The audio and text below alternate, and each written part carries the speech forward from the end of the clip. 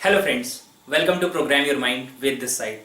और आइए आज बात करते हैं एक बहुत ही इंपॉर्टेंट टॉपिक के बारे में, जो है पेरेंटिंग। मुझे पता है कि आप में से हर कोई अपने बच्चों से बहुत प्यार करता है। आप ज़रूर चाहते होंगे कि आपका बच्चा अपनी ज़िंदगी में बहुत आगे बढ़े, बहुत ही अच्छी सक्सेस लेवल को अचीव करे और उसकी ज़िंदगी बहुत ही बेहतरीन हो, खुशियों से भरी हुई हो, बहुत कमाल की हो।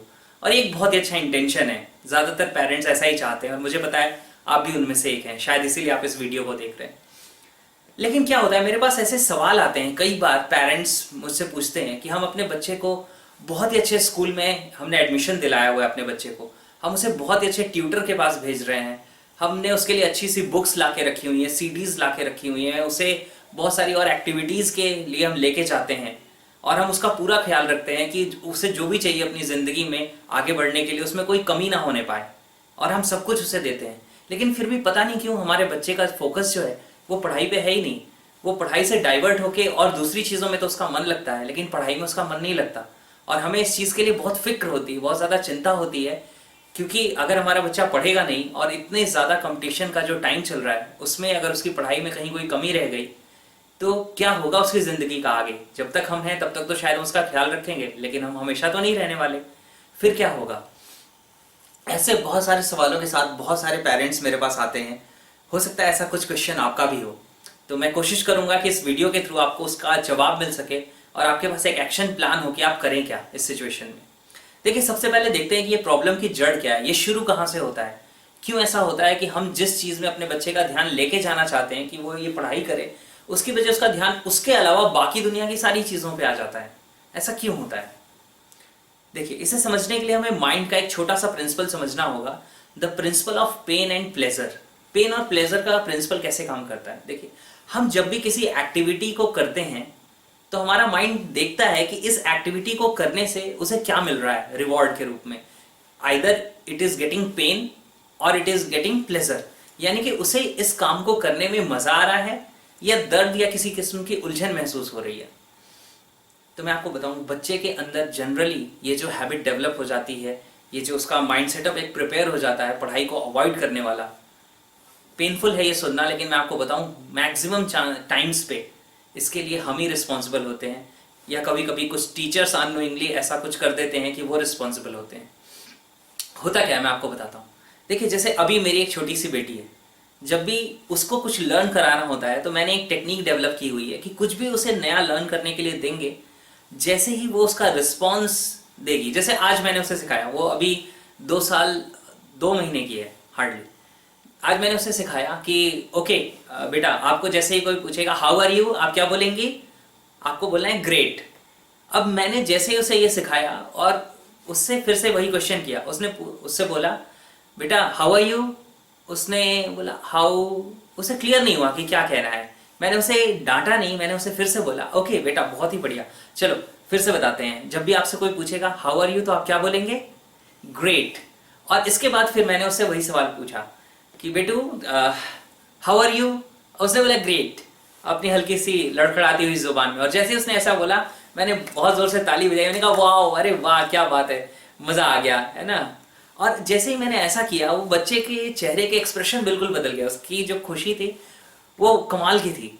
इसका मतलब क्या हो रहा है कि उसके माइंड में मैं क्या एसोसिएट कर रहा हूं कि जब भी कोई नई चीज को मैं सीखती हूं तो मुझे क्या होता है, मुझे बहुत सारा प्लेजर मिलता है, मुझे बहुत सारी खुशी मिलती है, ये इसमें मुझे बहुत सारा एप्रिशिएशन मिलता है। तो जब भी ऐसा होगा तो आप सोचिए कि क्या होने वाला है उस बच्चे के लाइफ में, कैसे उसका जो लर्निंग है उसके साथ क्या चीज़ एसोसिएट होने वाली है।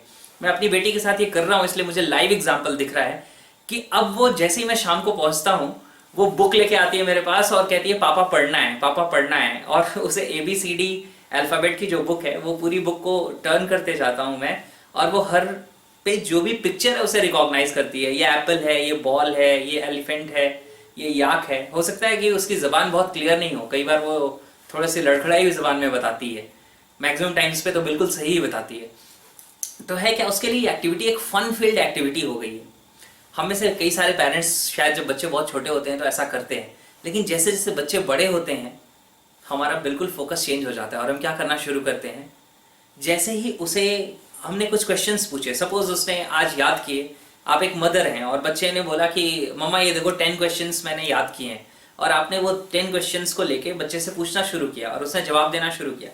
उसने पहला क्वेश्चन सही बोला, हम कहते हैं दूसरा क्वेश्चन सही बताया, हम कहते हैं हाँ ठीक है, तीसरा सही बताया, हाँ ठीक है, और फोर्थ क्वेश्चन उसने गलत बता दिया, और हम कहते हैं तुम्हें इतना भी याद नहीं रहता, ये 2 लाइन का तो आंसर है, तुमसे इतना भी याद नहीं किया जाता है ना। वो देखो अपने फ्रेंड को देखा है, उसे तो सारे क्वेश्चंस, तुम्हारी यही सारी मिस्टेक्स के कारण तुम्हारे नंबर कटते हैं। अब मुझे एक बात बताइएगा सिंपल सा, मैं जानता हूं कि आपका इंटेंशन बहुत पॉजिटिव होता है जब भी आप ऐसा करते हैं, क्योंकि आप सच में चाहते हैं कि आपके बच्चे को चीज़ें याद हों, वो आगे बढ़े, वो अच्छे मार्क्स लेके आए, उसकी ज़िंदगी अच्छी हो। लेकिन मुझे एक बात बताइए, जब भी आप ऐसा कर रहे हैं, कॉन्शियस माइंड को लॉजिक से मतलब होता है, अनकॉन्शियस माइंड को लॉजिक से कोई मतलब नहीं होता, और हमारी मैक्सिमम पावर जो है, पोटेंशियल है, वो अनकॉन्शियस माइंड में लाई करती है। अब मुझे एक बात बताइएगा, जब भी हम बच्चे के वो याद करने पे जो वो रिस्पॉन्स दे रहा है या जो याद कर रहा है इस एक्टिविटी पे, अगर हम उसे डांट रहे हैं या हम उससे नाराजगी एक्सप्रेस कर रहे हैं, तो उसके अनकॉन्शियस माइंड को, जो लॉजिक्स को नहीं समझता, उसके अंदर कौन सी बात जा रही है?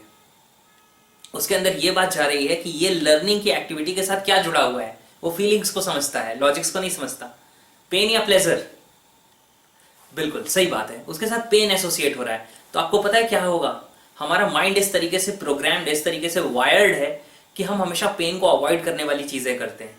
यानी कि नेक्स्ट टाइम जब उसे लर्न करना है तो माइंड ऑटोमेटिकली लर्निंग में पेन को एसोसिएट करके रखा हुआ है उसने, यानी वो इस पेन को अवॉइड करने के लिए जो भी कर सकता है करेगा। हो सकता है कि पढ़ने के टाइम पे, क्योंकि उसके साथ एसोसिएटेड है पेन, उसे खेलना याद आए, उसे अपने फ्रेंड्स याद आए, उसे कोई कार्टून सीरियल याद आए, उसे कुछ भी और याद आएगा वो पढ़ाई छोड़ के। क्यों? क्योंकि पढ़ाई के साथ तो पेन एसोसिएटेड है, और बाकी चीजों के साथ, खेलने के साथ क्या एसोसिएटेड है, कार्टून के साथ क्या एसोसिएटेड है, बिल्कुल प्लेजर एसोसिएटेड है। तो माइंड ऑलरेडी वहां पे शिफ्ट करेगा।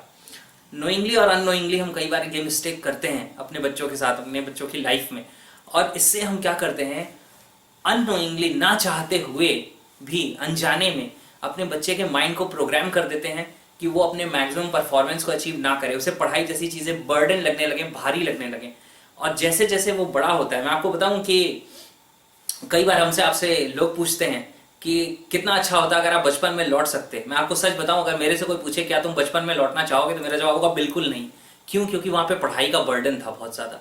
आज लाइफ की चैलेंजेस, ठीक है, वो पढ़ाई के कंपैरिजन में एग्जाम के चैलेंजेस से कहीं ज्यादा आज लाइफ के चैलेंजेस हो सकते हैं बड़े। लेकिन मैं आपको बताऊं, इमोशनली एक बच्चे के अंदर जाके देखिएगा, उसको एग्जाम के पहले कितना डर लगना शुरू होता है।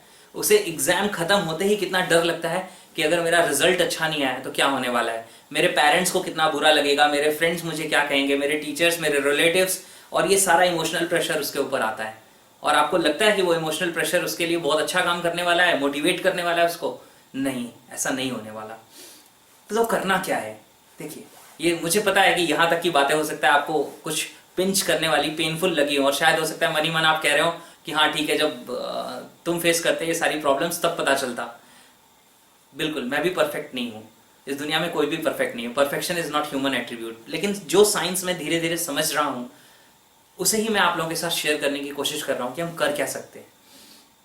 देखिए, मैं आपको बताऊं, मेरी एक और वीडियो अभी हाल ही में आई है जिसमें मैंने लाइफ में 3 सर्कल्स के बारे में बात की है, circle of control, circle of influence, circle of no control. उसमें मैंने बताया है कि हमारे बच्चे हमारे सर्कल ऑफ कंट्रोल को बिलोंग नहीं करते, they belong to the circle of influence, वो हमारे इन्फ्लुएंस के सर्कल को बिलोंग करते हैं।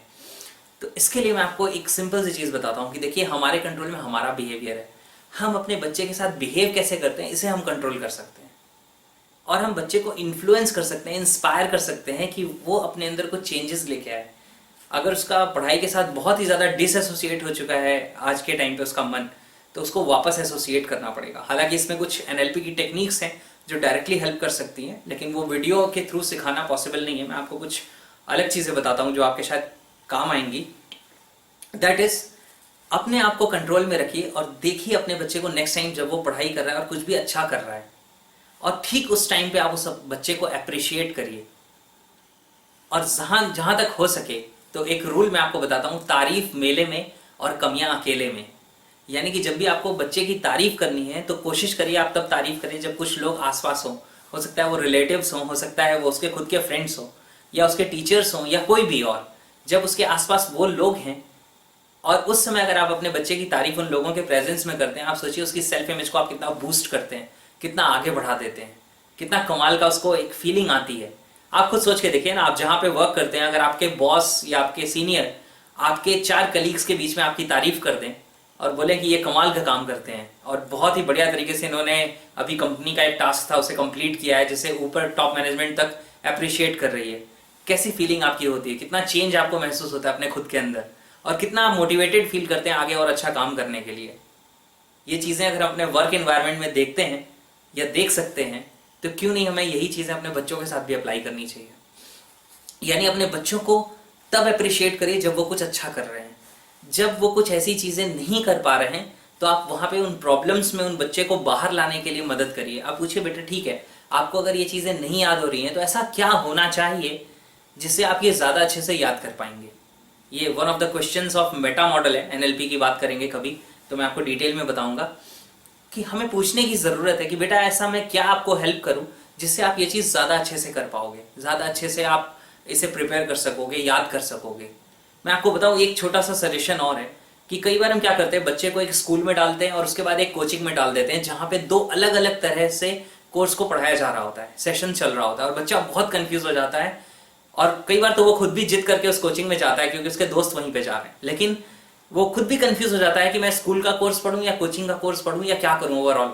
मैं आपको बताऊं, अगर सच में आप कर सकें तो सबसे ज़्यादा बच्चे को अगर ग्रो कराना है, सच में उसको अच्छे से पढ़ाना है, और वो बिलो क्लास 10th है अगर अभी तक, या क्लास 12 तक भी है, तो सबसे अच्छा तरीका है कि वो स्कूल में जो पढ़ रहा है उसके बाद वो घर पे आए, और अगर आप उसे दे सकते हैं तो कोई अच्छा ट्यूटर दीजिए जो जहाँ उसकी प्रॉब्लम्स हैं उस प्रॉब्लम्स में उसको हेल्प कर पाए बाहर लाने के लिए। कोई कॉन्सेप्ट उसे समझ नहीं आया तो वो पर्सनली 1-to-1 बैठ के उसे समझा पाए। अगर आप ये कर पाएँ तो आप अपने बच्चे को बहुत अच्छी लर्निंग दे पाएंगे। वरना 6 घंटे का स्कूल और 3-4 घंटे का ट्यूशन या कोचिंग, इसके साथ में वो बच्चे की पूरी लाइफ के 24 आवर्स खत्म हो जाते हैं।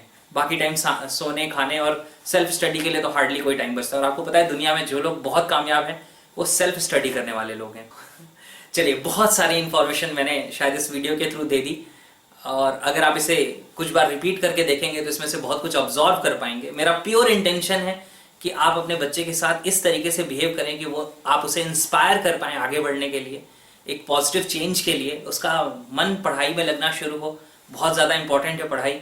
सेल्फ स्टडी में उसका ध्यान जाए, वो सेल्फ स्टडी करे, नई नॉलेज एक्वायर करे, लर्न करे, आगे बढ़े, और आपका जो पॉजिटिव इंटेंशन है वो एक पॉजिटिव बिहेवियर के साथ कंबाइन हो और ये अमेजिंग रिजल्ट आपके बच्चे की ज़िंदगी में आए। With this, thank you, have a wonderful day, bye bye.